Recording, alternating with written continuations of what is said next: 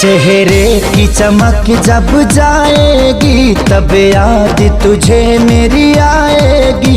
अभी यार मिलेंगे लाखों पर आजादी को कभी न पाओगी।